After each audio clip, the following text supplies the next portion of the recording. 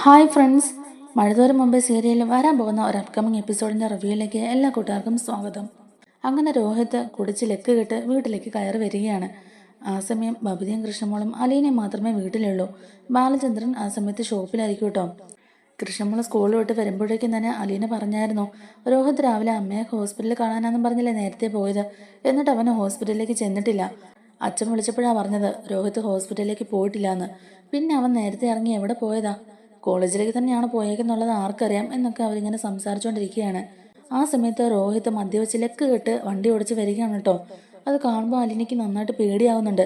നേരെ നിവർന്നു നിൽക്കാൻ പോലും കഴിയാതെ ആടി ആടിയാണ് രോഹിത് അകത്തേക്ക് കയറി വരുന്നതും. രോഹിത് കയറി വന്ന പാടെ തന്നെ കൃഷ്ണമോൾ ചോദിക്കുന്നുണ്ട്, രോഹിത് നിന്നും കുടിച്ചിട്ടാണല്ലേ വന്നേക്കുന്നത്? ഇതെന്തായാലും ഇന്ന് അച്ഛനോട് ഞാൻ പറഞ്ഞു കൊടുക്കും. ഇന്നലെയും കൂടി അച്ഛൻ രോഹിതനെ ഉപദേശിച്ചല്ലേ ഉള്ളൂ, എന്നിട്ട് ഇന്ന് തന്നെ രോഹിതൻ ഇത്രയും കുടിച്ചിട്ടാണോ വന്നേ എന്നിങ്ങനെ ചോദിക്കുമ്പോഴേക്കും രോഹിത്തിന് നല്ല ദേഷ്യം വരുന്നുണ്ട്. അല്ലെങ്കിലും രോഹിത്തിന് നല്ല ടെൻഷനും പേടിയൊക്കെ ഉണ്ടല്ലോ. അതുകൊണ്ട് തന്നെ രോഹിത് ദേഷ്യത്തോടെ കൃഷ്ണനോട് പറയുന്നുണ്ട്, ഡി നീ എന്നെ പേടിപ്പിക്കാനൊന്നും വരണ്ട. മദ്യപിക്കുന്നത് അത്ര വലിയ തെറ്റൊന്നുമല്ല. എനിക്ക് പ്രായപൂർത്തിയായി. എൻ്റെ കാര്യങ്ങൾ നോക്കാൻ എനിക്കറിയാം. അതുകൊണ്ട് നീ കൂടുതൽ എൻ്റെ കാര്യങ്ങളിൽ ഇടപെടാൻ വരണ്ട. ഞാൻ രാവിലെ നിന്നോട് പറഞ്ഞായിരുന്നല്ലോ, നീ നിന്റെ കാര്യങ്ങൾ മാത്രം നോക്കിയാൽ മതി. എൻ്റെ കാര്യങ്ങൾ നോക്കാൻ എനിക്കറിയാം എന്നും പറഞ്ഞുകൊണ്ട് തന്നെ ആടി ആടി മുകളിലേക്ക് കയറി പോകാൻ നോക്കുന്നുണ്ട്. അപ്പോഴേക്കും കൃഷ്ണൻ വീണ്ടും ചോദിക്കുന്നുണ്ട്, രോഹിയേട്ടൻ അവിടെ നിന്നേ, ഞാൻ ചോദിക്കട്ടെ, രോഹിയേട്ടൻ രാവിലെ എവിടെ പോയതാ? അമ്മയെ കാണാൻ ഹോസ്പിറ്റലിലേക്കാണെന്നും പറഞ്ഞില്ലേ ഇവിടുന്ന് നേരത്തെ ഇറങ്ങി പോയത്? എന്നിട്ട് രോഹിയേട്ടൻ അമ്മയെ കാണാൻ ഹോസ്പിറ്റലിലേക്ക് ചെന്നില്ലെന്നൊക്കെയാണല്ലോ ഞങ്ങൾ അറിഞ്ഞത്. രോഹിയേട്ടൻ അത്രയും നേരത്തെ ഇറങ്ങി എവിടെ പോയതായിരുന്നു? ഇന്ന് രോഹിയേട്ടൻ അതിന് കോളേജിലേക്ക് പോയായിരുന്നോ എന്നിങ്ങനെ ചോദിക്കുമ്പോഴേക്കും രോഹിത്തിന് നല്ല ടെൻഷൻ ആവുന്നുണ്ട്. ഓ അതാണോ? അത് പിന്നെ ഞാൻ നേരെ കോളേജിലേക്ക് തന്നെ പോയി. ഹോസ്പിറ്റലിലേക്ക് പോകണമെന്നൊക്കെ കരുതിക്കൊണ്ടാ താഴോട്ട് ഇറങ്ങി വന്നു കഴിഞ്ഞപ്പോഴേക്കും പിന്നെ എനിക്ക് ഹോസ്പിറ്റലിൽ പോകാൻ തോന്നിയില്ല. ഞാൻ പിന്നെ നേരെ അങ്ങ് കോളേജിലേക്ക് പോയി എന്നൊക്കെ പറഞ്ഞുകൊണ്ട് തന്നെ രോഹിത് കയറി പോകാൻ തന്നെ നോക്കുന്നുണ്ട്. അപ്പോഴേക്കും അലീന ചോദിക്കുന്നുണ്ട്, നിന്റെ കൂടെ ഇന്ന് മദ്യപിക്കാൻ കൊല്ലപ്പള്ളിയിലെ ഹരിയും ഉണ്ടായിരുന്നോ എന്ന് ചോദിക്കുക. അപ്പോൾ രോഹിത് ആകെ ഒന്ന് ഷോക്കായിട്ട് ഉത്തരം കിട്ടാതെ ഇങ്ങനെ പതറി നിൽക്കുകയാണ് കേട്ടോ. രോഹിത് എന്നിട്ട് പറയണ്ട്, അത് പിന്നെ ഇതൊക്കെ ചോദിക്കാൻ നീ ആരാടി? ഞാൻ എനിക്ക് ഇഷ്ടമുള്ളതുപോലെ ചെയ്യും. എനിക്ക് ഇഷ്ടമുള്ളതിൻ്റെ കൂടെ പോയി ഞാൻ കുടിക്കും. എൻ്റെ കാര്യത്തിൽ നീ കൂടുതൽ ഉണ്ടാക്കാനൊന്നും നിൽക്കേണ്ടടി എന്നും പറഞ്ഞുകൊണ്ട് തന്നെ അലീനയോട് ദേഷ്യപ്പെട്ടിട്ട് റൂമിലേക്ക് കയറി പോവുകയാണ്. അലീന പറയുന്നുണ്ട് കൃഷ്ണമോളോട്, എന്തോ ഒരു കുഴപ്പമുണ്ട് മോളെ. ഹരിയുടെ കാര്യം ചോദിച്ചപ്പോൾ അവൻ്റെ മുഖം മാറിയത് കണ്ടില്ലേ? അവൻ എന്തിനെയോ പേടിക്കുന്നുണ്ട്. രാവിലെ അവൻ ഇവിടുന്ന് പോയപ്പോഴും അവൻ്റെ പോക്ക് എനിക്ക് അത്ര പന്തിയായിട്ട് തോന്നിയില്ല. അവൻ്റെ മുഖത്ത് നല്ല പേടിയുണ്ടായിരുന്നു. എന്തോ ഒരു തരിയുടെ പണി ഇവർ ഒപ്പിച്ചു വെച്ചെന്നാ തോന്നുന്നതെന്നൊക്കെ ഇങ്ങനെ അലീന പറയുകയാണ്. കൃഷ്ണമോള് പറയുന്നുണ്ട്, അച്ഛൻ വരട്ടെ ചേച്ചി, ഇന്ന് ഞാൻ കാണിച്ചു കൊടുക്കുന്നുണ്ട്. രോഹിയേട്ടന് ഇങ്ങനെ വിട്ടാൽ പറ്റില്ല. ഇന്ന് എന്തായാലും രോഹിയേട്ടൻ്റെ കാര്യത്തിൽ ഞാനൊരു തീരുമാനം ഉണ്ടാക്കും. ഇതിപ്പോൾ എല്ലാ ദിവസവും കുടിച്ചിട്ടാണല്ലോ ഇങ്ങോട്ടേക്ക് വരുന്നത്. ഇത് ഞാൻ നിർത്തിക്കുമെന്നൊക്കെ തന്നെ നമ്മുടെ കൃഷ്ണമോള് പറയുകയാണ് കേട്ടോ. അങ്ങനെ ഷോപ്പൊക്കെ ക്ലോസ് ചെയ്തിട്ട് ബാലചന്ദ്രൻ വീട്ടിലേക്ക് വരികയാണ്. നേരെ റൂമിൽ ചെന്ന് ഒന്ന് ഫ്രഷ് ആയതിനു ശേഷം ഫുഡ് കഴിക്കാനും ഒക്കെ ആയിട്ട് താഴോട്ട് ഇറങ്ങി വരികയാണ് കേട്ടോ. ആ സമയത്താണ് അലീനയും കൃഷ്ണമോളും വൈജയുടെ കാര്യങ്ങളൊക്കെ ചോദിക്കുന്നത്. ഹോസ്പിറ്റലിൽ പോയിട്ട് ഡോക്ടർ എന്താ പറഞ്ഞത്, അമ്മയ്ക്കിപ്പോൾ എങ്ങനെയുണ്ട് എന്നൊക്കെ ഇങ്ങനെ അലീന ചോദിക്കുമ്പോഴേക്കും ഡോക്ടർ പറഞ്ഞു ഡിസ്ചാർജായി പൊക്കോളാൻ. പക്ഷേ വൈജിക്കായി ഇപ്പോൾ നിർബന്ധം. വേറെ വീടോ ഫ്ലാറ്റോ ഏതാണ്ട് എടുത്ത് അങ്ങോട്ടേക്ക് താമസം മാറാനാ ഉദ്ദേശം. നീ ഇവിടെ ഉള്ളിടത്തോളം കാലം ഈ വീട്ടിൽ കാലുകുത്തില്ലെന്ന് പറഞ്ഞ ഒരേ വാശിയിൽ നിൽക്കുക. ഇപ്പോഴും അഹങ്കാരത്തിന്റെ കൊടുമുടി കയറിക്കൊണ്ടിരിക്കുക അവൾ കയറട്ടെ, കയറാൻ പറ്റുന്നിടത്തോളം അവൾ കയറട്ടെ. അവസാനം മുകളിൽ നിന്ന് താഴേക്കൊരു വീഴ്ചയുണ്ടല്ലോ, അത് കാണാൻ വേണ്ടിയിട്ട് ഞാൻ വെയിറ്റ് ചെയ്തിരിക്കുക. അതാ എനിക്ക് കാണണ്ടെന്നൊക്കെ ബാലചന്ദ്രൻ ഒരു ചിരിയോടെ തന്നെ പറയുകയാണ് കേട്ടോ. അപ്പോൾ അമ്മ ഒരിക്കലും ഈ വീട്ടിലേക്ക് തിരിച്ചു വരില്ല അച്ഛാ എന്നിങ്ങനെ കൃഷ്ണമോള് ചോദിക്കുമ്പോഴേക്കും ആർക്കറിയാം മോളെ, ഞാൻ ഇങ്ങോട്ടേക്ക് വരാൻ നിർബന്ധിക്കില്ല. അവൾക്ക് വേണമെങ്കിൽ ഇങ്ങോട്ടേക്ക് വരാം, വന്ന് താമസിക്കാം. പക്ഷേ ഒരു ഭാര്യയായിട്ട് അവളെ കാണാനാവില്ല എന്നൊക്കെ തന്നെ ബാലചന്ദ്രൻ തീർത്ത് പറയുന്നുണ്ട്. അപ്പോൾ കൃഷ്ണമോളും അലീനയും സങ്കടപ്പെട്ട് തന്നെ ഇങ്ങനെ ഇരിക്കുകയാണ്. രോഹിത്തും ബബിതയൊക്കെ എന്തേന്നൊക്കെ ചോദിക്കുമ്പോഴേക്കും രണ്ടുപേരും ഒന്ന് മിണ്ടാതെ നിൽക്കുകയാണ്. എന്തു പറ്റി, അവർ ഫുഡ് കഴിച്ചോ എന്നിങ്ങനെ ചോദിക്കുമ്പോഴേക്കും കൃഷ്ണമോള് പറയുന്നുണ്ട്, ബബിതേച്ചി നേരത്തെ തന്നെ ഫുഡ് കഴിച്ചിട്ട് കിടന്നു. പക്ഷേ രോഹിയേട്ടൻ മുകളിലുണ്ട് അച്ഛാ. ഫുഡ് കഴിക്കാനൊന്നും ഇറങ്ങി വന്നില്ല. ഇന്നും കുടിച്ച് ലെക്ക് കെട്ടാ കയറി വന്നെന്നൊക്കെ പറയുകയാണ് കൃഷ്ണമോള്. അപ്പോഴേക്കും ബാലചന്ദ്രന് നല്ല ദേഷ്യം വരുന്നുണ്ട്. ഇന്നലെ അവനോട് കാര്യങ്ങളൊക്കെ പറഞ്ഞതല്ലേ, എന്നിട്ടും അവൻ ഇന്ന് എന്നെ തോൽപ്പിക്കാനാണോ ഇന്ന് മദ്യപിച്ച് ഇങ്ങോട്ടേക്ക് വന്നത്? ഇവൻ ഇങ്ങനെ വിട്ടാൽ പറ്റില്ലല്ലോ എന്നും പറഞ്ഞുകൊണ്ട് തന്നെ ബാലൻ ദേഷ്യപ്പെട്ട് മുകളിലേക്ക് കയറി പോകുന്നുണ്ട്. എന്നിട്ട് ബാലൻ ഡോറിൽ ആഞ്ഞടിക്കുമ്പോഴേക്കും ആടി ഉലഞ്ഞു വന്ന് ഡോർ തുറക്കുകയാണ് രോഹിത്. കുടിച്ച് ലെക്ക് കെട്ട് നിൽക്കുന്ന ഇവനോട് എന്ത് പറയാനാ? ഇപ്പൊ എന്തെങ്കിലും പറഞ്ഞാൽ അതവന്റെ തലയിൽ കയറുവോ എന്നൊക്കെ നമ്മുടെ ബാലേന്ദ്രൻ ഇങ്ങനെ പിറുപിറുക്കുകയാണ്. എന്നിട്ട് കിറങ്ങി നിൽക്കുന്ന രോഹിത്തിനോട് പറയണ്ട്, ഡാ രോഹിത്തെ, നിന്നോട് ഞാൻ ഇന്നലെയും കൂടി പറഞ്ഞല്ലേ മദ്യപിച്ച് വീട്ടിൽ വരരുതെന്ന്. എന്നിട്ട് നീ ഇന്ന് തന്നെ മൂക്കറ്റം കുടിച്ചിട്ടാണോ ഇങ്ങോട്ടേക്ക് കയറി വന്നത്? എടാ, ഈ വീട്ടിൽ പെൺകുട്ടികൾ താമസിക്കുന്നുണ്ടെന്നുള്ളത് നിനക്കറിയില്ലേ? എന്നിട്ടും ഒരു ബോധമില്ലാതെയാണോടാ നീ ഈ വക പരിപാടികളൊക്കെ കാണിക്കുന്നത്? ഇനിയും ഇതുപോലെ നീ കാണിച്ചാ നിന്നെ ഞാൻ ഈ വീട്ടിൽ നിന്ന് തന്നെ അടിച്ച് പുറത്താക്കും. അത് നിനക്ക് ഓർമ്മ വേണം. ആട്ടെ, അമ്മയെ കാണാൻ ഹോസ്പിറ്റലിൽ പോവാണെന്ന് പറഞ്ഞാണല്ലോ നീ രാവിലെ ഇവിടുന്ന് നേരത്തെ ഇറങ്ങിയത്. എന്നിട്ട് നീ അമ്മയെ കണ്ടോന്ന് തന്നെ ചോദിക്കുകയാണ് ബാലചന്ദ്രൻ. അപ്പൊ രോഹിത് ഒന്നും മിണ്ടാതെ തല കുനിച്ച് നിൽക്കുകയാണ് കേട്ടോ. ബാലചന്ദ്രൻ പറയുന്ന പകുതി കാര്യങ്ങളും രോഹിത്തിന് മനസ്സിലാകുന്നില്ല. ബാലിന് നല്ല ദേഷ്യം വരുന്നുണ്ട്. ഒരെണ്ണം തന്നാലുണ്ടല്ലോ എന്നും പറഞ്ഞുകൊണ്ട് തന്നെ അടിക്കാൻ കൈയൊങ്ങയാണ് രോഹിത്തിനെ. അച്ഛാ, എന്നെ തല്ലല്ലേ അച്ഛാ എന്നും പറഞ്ഞുകൊണ്ട് തന്നെ രോഹിത് പിന്നോട്ട് മാറുകയാണ്. ഇപ്പൊ നിന്നോടൊന്നും പറഞ്ഞിട്ട് കാര്യമില്ലടാ. ആദ്യം നിന്റെ തലയിൽ നീ കെട്ടൊക്കെ ഒന്ന് ഇറങ്ങട്ടെ, എന്നിട്ട് ഞാൻ നിന്നോട് ചോദിച്ചോളാം. എന്നിട്ട് നിന്നെ ഞാൻ കാണേണ്ട രീതിക്ക് കണ്ടോളാം എന്നൊക്കെ പറഞ്ഞ് ദേഷ്യപ്പെട്ട് തന്നെ ബാലചന്ദ്രൻ രോഹിത്തിന്റെ റൂമിൽ നിന്ന് ഇറങ്ങി പോവുകയാണ്. താഴേക്ക് ദേഷ്യപ്പെട്ട് ഇറങ്ങി വരുന്ന ബാലചന്ദ്രനോട് അലീന ചോദിക്കുന്നുണ്ട്, അച്ഛാ, അവനെന്തെങ്കിലും പറഞ്ഞോ? അവൻ ഫുഡ് കഴിക്കാൻ ഇറങ്ങി വരുവോ എന്ന് ചോദിക്കുമ്പോഴേക്കും, ഇല്ല മോളെ, അവൻ കുടിച്ച് ലെക്ക് കെട്ടിയിരിക്കുകയല്ലേ, ഒരു ബോധവും ഇല്ല അവന്. ഞാൻ പറയുന്ന എന്തുവാന്ന് കേൾക്കാനുള്ള ഒരു ബോധം പോലും അവനില്ല. പിന്നെ അവനോടൊക്കെ എന്ത് പറയാനാ? എന്തായാലും അവന്റെ തലയിലെ കെട്ടിറങ്ങട്ടെ, നാളെ അവനെ വേണ്ട രീതിക്കൊന്ന് പിടിക്കാന്നൊക്കെ ബാലചന്ദ്രൻ പറയുന്നുണ്ട്. എന്നാ അച്ഛൻ വന്ന് ഫുഡ് കഴിക്കുക എന്നിങ്ങനെ പറയുമ്പോഴേക്കും, നിങ്ങൾ ഫുഡ് കഴിച്ചോന്ന് ചോദിക്കുന്നുണ്ട് അലീനയോട്. ഇല്ല, അച്ഛൻ വരാൻ വേണ്ടി വെയിറ്റ് ചെയ്തിരിക്കുകയായിരുന്നു. ഞാനും കൃഷ്ണമോളും ഫുഡ് കഴിച്ചിട്ടില്ല. നമുക്ക് മൂന്നവർക്ക് ഒരുമിച്ചിരുന്ന് ഫുഡ് കഴിക്കാന്ന് പറയുക. ആ, എന്നാ എടുത്തോ, നമുക്ക് ഒരുമിച്ചിരുന്ന് ഫുഡ് കഴിക്കാന്നൊക്കെ പറയുകയാണ് കേട്ടോ ബാലചന്ദ്രൻ. അങ്ങനെ അവർ ഫുഡ് കഴിച്ചുകൊണ്ടിരിക്കുന്ന സമയത്ത് തന്നെ ബാലചന്ദ്രൻ പറയുന്നുണ്ട്, എന്തോ ഒരു കുഴപ്പമുള്ളതായിട്ട് എൻ്റെ മനസ്സ് പറയുന്നുണ്ട് മോളെ. എന്തൊക്കെയോ പ്രശ്നങ്ങൾ ഈ വീട്ടിലുണ്ട്. അതെന്താണെന്ന് എനിക്ക് അങ്ങോട്ടേക്ക് മനസ്സിലാകുന്നില്ല. മാനസികമായിട്ട് എന്തോ ഒരു ബുദ്ധിമുട്ടുള്ളതുപോലെ എന്നിങ്ങനെ പറയുമ്പോഴേക്കും അലീനയും പറയുന്നുണ്ട്, അതേ അച്ഛാ, എനിക്കും അങ്ങനെ തന്നെയാണ് തോന്നുന്നേ. എന്തൊക്കെയോ പ്രശ്നങ്ങളുണ്ട്. രോഹിത് ഇന്ന് മദ്യപിച്ച് ഇങ്ങോട്ടേക്ക് കയറി വന്നപ്പോൾ ഞാൻ അവനോട് ചോദിച്ചു, ഹരിയുടെ കൂടെ ചേർന്നാണോ നീ മദ്യപിച്ചെന്നൊക്കെ ചോദിച്ചപ്പോഴേക്കും അവൻ അങ്ങ് വല്ലാണ്ട് ഷോക്കായി നിൽക്കുകയായിരുന്നു. അവൻ പെട്ടെന്ന് പേടിച്ച് സംസാരിക്കുന്ന പോലെയായി. ഇനി ഹരിയുടെ കൂടെ കൂടി എന്തെങ്കിലും കുഴപ്പത്തിൽ ചെന്ന് ചാടിയോന്നൊന്നും അറിയില്ലല്ലോ അച്ഛാ എന്നിങ്ങനെ നമ്മുടെ അലീനെ ചോദിക്കുമ്പോഴേക്കും, അറിയില്ല മോളെ, എന്തായാലും രാവിലെ അവനോട് തന്നെ ചോദിക്കാമെന്ന് പറയുകയാണ് ബാലചന്ദ്രൻ. ഇതേ സമയത്ത് ശരണ്യയുടെ കേസ് കൈവിട്ട് പോയിരിക്കുകയാണ് കേട്ടോ. 3 പേരും കൂടെ ശരണ്യെ റേപ്പ് ചെയ്ത് ആ കുട്ടി വളരെ സീരിയസ് കണ്ടീഷനിലായിട്ട് ഹോസ്പിറ്റലിലാണ്. ശരണ്യെ അവർ 3 പേരും കൂടി ഉപദ്രവിക്കുന്നത് കണ്ടു നിൽക്കാനാവാതെ പേടിച്ച് വിറച്ചാണല്ലോ രോഹിത് അവിടുന്ന് പോരുന്നതും. അതുകൊണ്ട് തന്നെ അവിടെ പിന്നെ എന്ത് സംഭവിച്ചു എന്നൊന്നും തന്നെ രോഹിത്തും അറിഞ്ഞിട്ടില്ല. കാര്യങ്ങളൊക്കെ കൈവിട്ട് പോയെന്ന് മനസ്സിലാകുമ്പോഴേക്കും ഹരിയും ഹരിയുടെ ഫ്രണ്ട്സും കൂടെ എല്ലാം രോഹിത്തിന്റെ തലയിൽ കെട്ടിവെച്ച് രക്ഷപ്പെടാനൊക്കെ നോക്കുന്നുണ്ട്. ശരണ്യെ ഹോസ്പിറ്റലിൽ എത്തിക്കുമ്പോഴേക്കും തന്നെ അവര് കാര്യങ്ങളെല്ലാം അന്വേഷിച്ചിട്ട് ഇവരറിയാതെ തന്നെ ആശുപത്രിയിലുള്ളവര് പോലീസുകാർക്ക് ഇൻഫോം ചെയ്യുകയും ചെയ്യുന്നുണ്ട്. അതുകൊണ്ട് തന്നെ പെട്ടെന്ന് അവിടെ പോലീസും വരുന്നുണ്ട്. ഇവരെ 3 പേരും അറസ്റ്റ് ചെയ്തുകൊണ്ട് സ്റ്റേഷനിലേക്ക് കൊണ്ടുപോവുകയും ചെയ്യുന്നുണ്ട്. അങ്ങനെ ഈ സംഭവങ്ങളൊന്നും തന്നെ രോഹിത് അറിയുന്നില്ല കേട്ടോ. പിറ്റേ ദിവസം രാവിലെ അലീന മുറ്റമടിച്ചുകൊണ്ട് നിൽക്കുമ്പോൾ തന്നെ 2 വണ്ടി നിറയെ പോലീസ് ഓഫീസേഴ്സ് മുറ്റത്ത് വന്ന് നിൽക്കുകയാണ് കേട്ടോ.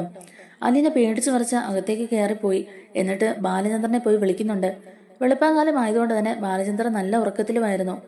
അലീന ബാലന്റെ മുറിയുടെ ഡോറിൽ മുട്ടി വിളിക്കുകയാണ്, അച്ഛാ അച്ഛാ ഒന്ന് എഴുന്നേൽക്കച്ചാ, അത്യാവശ്യം ആയതുകൊണ്ടാണ് എന്നൊക്കെ പറഞ്ഞ് അലീന ഡോറിൽ മുട്ടി വിളിക്കുകയാണ്. ബാലൻ പെട്ടെന്ന് തന്നെ എഴുന്നേറ്റ് ഡോറ് തുറന്നിട്ട് ചോദിക്കുന്നുണ്ട്, എന്താടി, എന്തു പറ്റി, എന്താ കാര്യം, ഈ കൊച്ചുവെളുപ്പാങ്കാലത്ത് നീ എന്തിനാ ഇങ്ങനെ കിടന്ന് വിളിക്കുന്നേ എന്നൊക്കെ ഇങ്ങനെ ചോദിക്കാം. അച്ഛാ, അത് പിന്നെ പോലീസ്, 2 വണ്ടി നിറയെ പോലീസുകാർ മുറ്റത്ത് വന്ന് നിൽക്കുന്നു, എനിക്ക് അങ്ങ് പേടിയാകുന്നു അച്ഛാ എന്നും പറഞ്ഞ് അലീന അങ്ങ് വല്ലാണ്ട് പേടിച്ച് നിൽക്കുകയാണ് കേട്ടോ. ബാലൻ ചോദിക്കുന്നുണ്ട്, പോലീസോ, അവരെന്താ ഇത്ര വെളുപ്പിന് തന്നെ? ഞാൻ ഇപ്പം തന്നെ വരാൻ മോളെ എന്നും പറഞ്ഞുകൊണ്ട് തന്നെ ബാലചന്ദ്രൻ ബ്രഷ് ചെയ്യാനായിട്ട് കയറി പോവുകയാണ്. അലീന താഴേക്ക് ചെല്ലുമ്പോഴേക്കും CIയും SIയും ഒക്കെ അകത്തേക്ക് കയറി വന്നിട്ട് ചോദിക്കുന്നുണ്ട്, മിസ്റ്റർ ബാലചന്ദ്രൻ എവിടെയെന്ന്. അച്ഛൻ ഇപ്പോൾ വരും, അച്ഛൻ ഇപ്പോൾ എഴുന്നേറ്റതേ ഉള്ളൂ, ഇപ്പോൾ വരും എന്നൊക്കെ പറയാം കേട്ടോ. എന്നിട്ട് സാർ എന്തെങ്കിലും പ്രശ്നമുണ്ടോ എന്നൊക്കെ ചോദിക്കുമ്പോഴേക്കും അവർ പറയുന്നുണ്ട്, അതെ പ്രശ്നമുണ്ട്, ഇത്തിരി സീരിയസ് ആയിട്ടുള്ളൊരു പ്രശ്നമാണ്, കൂട്ടി മിസ്റ്റർ ബാലചന്ദ്രനെ വിളിക്കുമെന്ന് തന്നെ പറയുകയാണ് കേട്ടോ അവര്. അപ്പോഴേക്കും ബാലൻ താഴേക്ക് വരുന്നുണ്ട്. എന്താ സാർ, എന്താ പ്രശ്നം, ഇതെന്താ ഇത്ര വെളുപ്പിനെ എല്ലാവരെയും കൂട്ടി എന്നിങ്ങനെ ചോദിക്കുമ്പോഴേക്കും, രോഹിത് നിങ്ങളുടെ മകനല്ലേ എന്ന് ചോദിക്കുകയാണ് അവര്. നിങ്ങളുടെ മകൻ എവിടെയുണ്ട് എന്നിങ്ങനെ ചോദിക്കുമ്പോഴേക്കും, അവൻ ഇവിടെ ഉണ്ട് സാർ, എന്താ പ്രശ്നം, അവൻ മുകളിലുണ്ട് എന്നിങ്ങനെ പറയുമ്പോഴേക്കും, അതെ, നിങ്ങളുടെ മകനെ ഞങ്ങൾ അറസ്റ്റ് ചെയ്യാൻ വേണ്ടി വന്നാന്ന് പറയുക കേട്ടോ. ബാലനും അലീനയും കൃഷ്ണയും ബബുദിയൊക്കെ അങ്ങ് ഷോക്കായി നിൽക്കുകയാണ്. ബാലൻ ചോദിക്കുന്നുണ്ട്, എന്താ സാർ, എന്തിനാ എൻ്റെ മകനെ അറസ്റ്റ് ചെയ്യുന്നത്, അവൻ എന്ത് തെറ്റാ ചെയ്തത് എന്നൊക്കെ ഇങ്ങനെ ചോദിക്കുമ്പോഴേക്കും, അപ്പോൾ നിങ്ങളൊന്നും അറിഞ്ഞില്ലേ, നിങ്ങളുടെ മകനെതിരെ ഒരു പോക്സോ കേസ് ഫയൽ ചെയ്തിട്ടുണ്ട്. ഇത് കേട്ടപാടെ എല്ലാവരും അങ്ങ് ഷോക്കായി നിൽക്കുകയാണ് കേട്ടോ. സാർ, എന്തൊക്കെയാ സാർ ഈ പറയുന്നത്, അവൻ ഇന്നലെ രാത്രി ഇവിടെ തന്നെ ഉണ്ടായിരുന്നല്ലോ, നിങ്ങൾക്ക് ആള് മാറിയതായിരിക്കും എന്ന് പറയുമ്പോഴേക്കും, അല്ല മിസ്റ്റർ, നിങ്ങളുടെ മകൻ അടങ്ങുന്ന 4 പേർ സംഘം ചേർന്ന് 18 വയസ്സായ ശരണ്യ എന്ന പേരുള്ള കുട്ടിയെ കൂട്ടബലാത്സംഗം ചെയ്തു. ആ കുട്ടി ഇപ്പോൾ ഹോസ്പിറ്റലിൽ വളരെ സീരിയസ് ആയിട്ട് കിടക്കുകയാണ്. വെള്ളത്തിൽ മയക്കുമരുന്ന് കലർത്തി അത് കുടിപ്പിച്ചതിന് ശേഷമാണ് ഈ കുറ്റകൃത്യം ചെയ്തിരിക്കുന്നത്. ബാക്കി 3 പേരും ഞങ്ങളുടെ കസ്റ്റഡിയിലുണ്ട്. അവരിപ്പോൾ സ്റ്റേഷനിലുണ്ട്. ഇവനെ കൂടി ഞങ്ങൾക്ക് കൊണ്ടുപോകണം. എവിടെ നിങ്ങളുടെ മകൻ? അവൻ ഇങ്ങോട്ട് വിളിക്കുന്നൊക്കെ തന്നെ അവർ ദേഷ്യപ്പെട്ട് പറയുകയാണ്. സർ, ഇത് ആരോ മനഃപൂർവ്വം അവനെ കൊടുക്കാൻ വേണ്ടി പറഞ്ഞായിരിക്കും. അല്ലാതെ അവൻ അങ്ങനെ ഒന്നും ചെയ്യാനുള്ള ധൈര്യമില്ലെന്നൊക്കെ തന്നെ നമ്മുടെ ബാലചന്ദ്രൻ പറയുന്നുണ്ട്. അപ്പോഴേക്കും പോലീസുകാർ പറയുന്നുണ്ട്, മിസ്റ്റർ ബാലചന്ദ്രൻ, നിങ്ങൾക്ക് സമൂഹത്തിലൊരു അന്തസ്സും വിലയും നിലയൊക്കെ ഉള്ളവരാണ്, ഞങ്ങൾക്കറിയാം. എന്നാലും നിങ്ങളിതുവരെ നിങ്ങളുടെ മകന്റെ മറ്റൊരു മുഖം കാണാത്തതുകൊണ്ടാണ് ഇങ്ങനെയൊക്കെ പറയുന്നത്. അവനാണ് ഇതിൻ്റെയൊക്കെ മാസ്റ്റർ പ്ലാൻ ചെയ്തിരിക്കുന്നത്. എല്ലാം പ്ലാൻ ചെയ്തതിലും നടപ്പാക്കിയതിലുമൊക്കെ ഇവന്റെ പങ്ക് വളരെ വലുതാണ്. ബാക്കിയുള്ളതൊക്കെ ഇനി സ്റ്റേഷനിൽ ചെന്നിട്ടാകാം. വേഗം നിങ്ങൾ അവനെ വിളിക്കുക, അല്ലെങ്കിൽ എങ്ങനെ അവനെ തൂക്കിയെടുത്ത് കൊണ്ടുപോകണം എന്നൊക്കെ ഉള്ളത് ഞങ്ങൾക്കറിയാം എന്നൊക്കെ പറയുകയാണ് കേട്ടോ പോലീസുകാർ. അപ്പോഴേക്കും ബബിതയോട് മോളിൽ ചെന്ന് രോഹിത്തിനെ വിളിച്ചോണ്ട് വരാൻ പറയുന്നുണ്ട് ബാലേന്ദ്രൻ. പെട്ടെന്ന് തന്നെ ബബിത ചെന്ന് രോഹിത്തിനെ വിളിക്കുന്നുണ്ട്.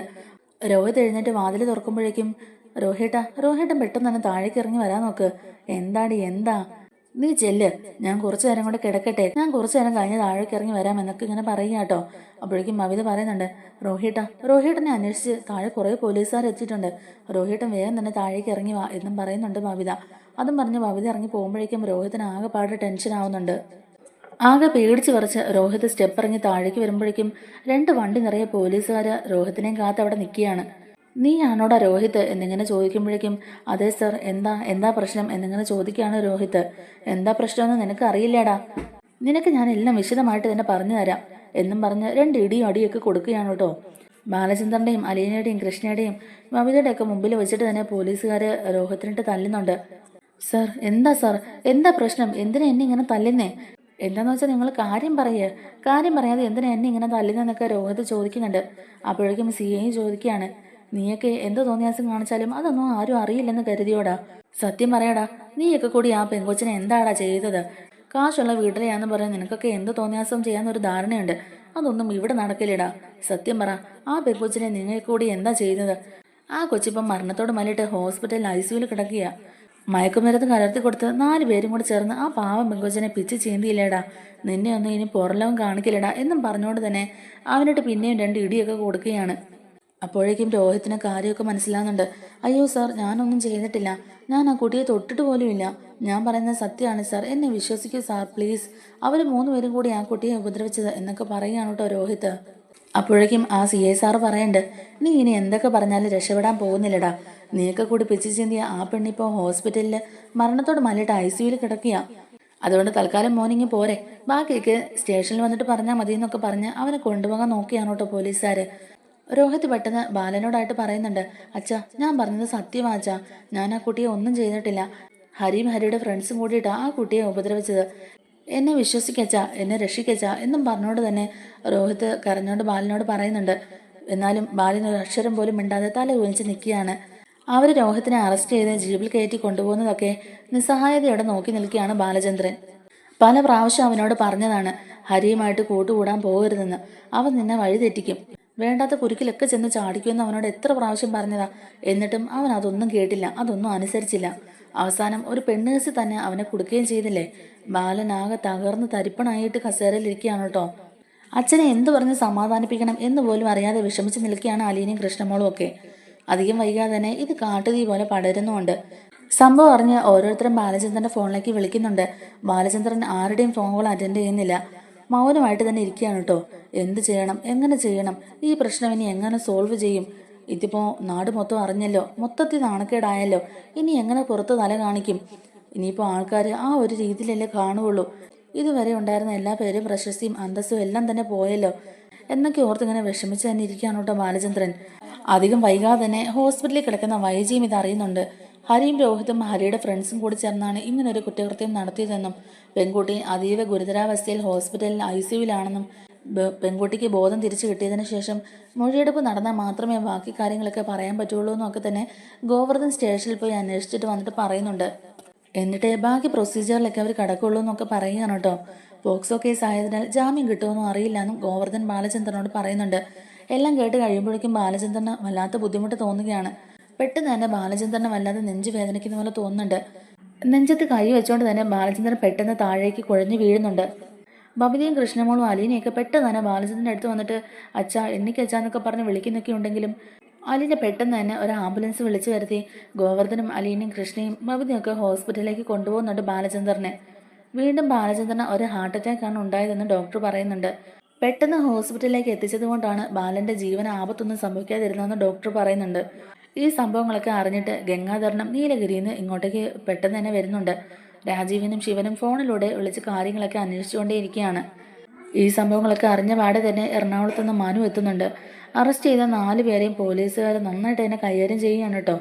രോഹിത് ആവുന്നത്ര പറയുന്നുണ്ട്, സാർ എനിക്കൊന്നും അറിയില്ല, ഞാനൊന്നും ചെയ്തിട്ടില്ല, ഞാൻ നിരപരാധിയാണ് എന്നൊക്കെ പറയുന്നുണ്ടെങ്കിലും ആ പാവം പെൺകുട്ടിയോട് ഇത്രയും ക്രൂരത ചെയ്യാൻ എങ്ങനെ നിനക്കൊക്കെ തോന്നിയടാ? നിനക്കൊക്കെ അമ്മയും പെങ്ങന്മാരും ഉള്ളതല്ലേ? എന്നിട്ടും ആ കുട്ടിയെ ഇത്രയധികം നീയൊക്കെ ഉപദ്രവിച്ചല്ലോടാ. ആ കുട്ടിക്ക് ബോധം തിരിച്ചു കിട്ടട്ടെ, മൊഴി എടുക്കുമ്പോൾ അറിയാം എന്താ സത്യം എന്നുള്ളത്.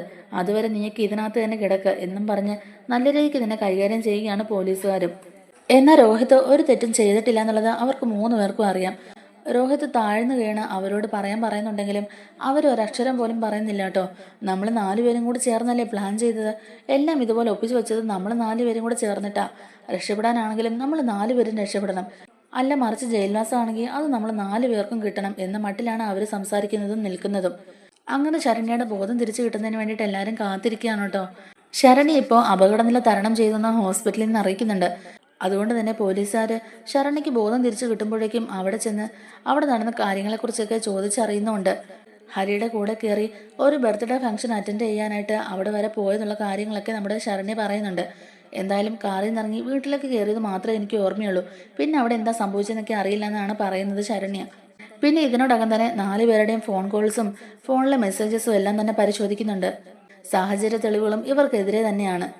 അവിടെ വെച്ച് ആരെയൊക്കെ കണ്ടു, അത് വല്ല ഓർമ്മയുണ്ടോ എന്നൊക്കെ എന്നെ ചോദിക്കുമ്പോഴേക്കും ഹരീനെയും പിന്നെ വേറെ ഒരാളെയും മാത്രമേ ഞാൻ അവിടെ കണ്ടുള്ളൂ എന്നൊക്കെ തന്നെയാണ് ശരണ്യ പറയുന്നത്. ഞാൻ ചതിക്കപ്പെട്ടു എന്നൊക്കെ മനസ്സിലാവുമ്പോൾ ശരണ്യയ്ക്കും അത് ഒട്ടും തന്നെ താങ്ങാനാവുന്നില്ല കേട്ടോ. എന്നാലും ശരണ്യയുടെ മൊഴിയൊക്കെ കണക്കിലെടുത്ത് ഫോൺ കോൾസും ഒക്കെ പരിശോധിച്ചതിന് ശേഷം ഇവർ കുറ്റക്കാരാണെന്ന് കോടതിക്ക് ബോധ്യപ്പെടുകയാണ്. അങ്ങനെ പീഡന കേസിൽ 4 പേരും റിമാൻഡിലാവുന്നുണ്ട്. ഹരിയുടെ കൂടെ കൂട്ടുകൂടിയതിന് രോഹത്തിന് നല്ല മുട്ടൻ തിരിച്ചടി തന്നെയാണ് കിട്ടിയിരിക്കുന്നത്. അലീനയും ബാലചന്ദ്രനൊക്കെ കൂടെ കൂടെ ഉപദേശിക്കുന്നുണ്ടായിരുന്നു രോഹിത്തിനെ. ഹരിയുടെ കൂടെ നീ കൂടരുത്, അവൻ നിന്നെ വഴിതെറ്റിക്കും, അവൻ നിന്നെ ജയിലിൽ വരെ കയറ്റും എന്നൊക്കെ പറഞ്ഞതാണ്. അത്രയ്ക്ക് വൃത്തികെട്ട സ്വഭാവമാണ് ഹരിയുടെ. അതുകൊണ്ട് നീ അവനുമായിട്ട് ഒരിക്കലും കൂട്ടുകൂടരുതെന്നൊക്കെ പറഞ്ഞെങ്കിലും അതൊന്നും തന്നെ നമ്മുടെ രോഹിത് അനുസരിച്ചില്ല. എന്തായാലും അവസാനം അവർ പറഞ്ഞ പോലെ തന്നെ സംഭവിക്കുകയും ചെയ്തു. ഇപ്പോൾ രോഹിത്തിന് കാര്യങ്ങളൊക്കെ ഏതാണ്ട് ശരിക്കും മനസ്സിലാവുന്നുണ്ട്. അച്ഛനും അലീനും ഒക്കെ പറഞ്ഞത് എത്രത്തോളം ശരിയായിരുന്നു എന്നുള്ളതും ഒരു തെറ്റും ചെയ്യാത്ത എന്നെ ഇവരുടെ കൂട്ടി ഇപ്പം ജയിലിൽ കിടത്തിച്ചു എന്നൊക്കെയുള്ളത് നമ്മുടെ രോഹിത് തിരിച്ചറിയുകയാണ്. തന്നെ അറസ്റ്റ് ചെയ്തുകൊണ്ട് വന്നതിന് ശേഷം അച്ഛന് വീണ്ടും ഹാർട്ട് അറ്റാക്ക് ഉണ്ടായെന്നും അച്ഛൻ സീരിയസ് ആയിട്ട് ഹോസ്പിറ്റലിൽ കിടക്കുക എന്നുള്ള കാര്യങ്ങളൊക്കെ പോലീസ് സ്റ്റേഷനിൽ വെച്ച് നമ്മുടെ രോഹിത് അറിയുന്നുണ്ടായിരുന്നു. അതുകൊണ്ട് തന്നെ താൻ ചെയ്തു പോയ തെറ്റ് എത്രത്തോളം വലുതാണെന്നുള്ളത് മനസ്സിലാക്കിയിട്ട് രോഹിത് അവിടെ കിടന്ന് പൊട്ടിക്കരയുന്നുണ്ട്. ഇപ്പോഴാണ് രോഹിത്തിന് ശരിക്കും താൻ എത്രത്തോളം വലിയൊരു ചതിയിലാണ് പെട്ടുപോയെന്നുള്ളതൊക്കെ മനസ്സിലാകുന്നത്. അങ്ങനെ ഹരി തന്നെ മനഃപൂർവ്വം ഇതിൽ കുടുക്കിയതാണെന്നൊക്കെയുള്ളത് രോഹിത് പിന്നീട് മനസ്സിലാക്കുന്നുണ്ട്. രോഹിത്തും ഹരിയും പിന്നീട് തമ്മിൽ വലിയ വഴക്കൊക്കെ ആവുന്നുണ്ട്. അങ്ങനെ അവസാനം ഈ ചതിയിൽ നിന്ന്, ഈ ഒരു ഊരാക്കുടുക്കിൽ നിന്ന് രോഹിത്തിനെ രക്ഷിക്കുന്നുണ്ട് അലീന. അപ്പോൾ നമ്മുടെ വീഡിയോ ഇഷ്ടമായിട്ടുണ്ടെങ്കിൽ ഒന്ന് ലൈക്ക് ചെയ്യാനും അതുപോലെ തന്നെ നമ്മുടെ ചാനൽ കൂടി ഒന്ന് സബ്സ്ക്രൈബ് ചെയ്ത് സപ്പോർട്ട് ചെയ്യാനും മറക്കല്ലേ.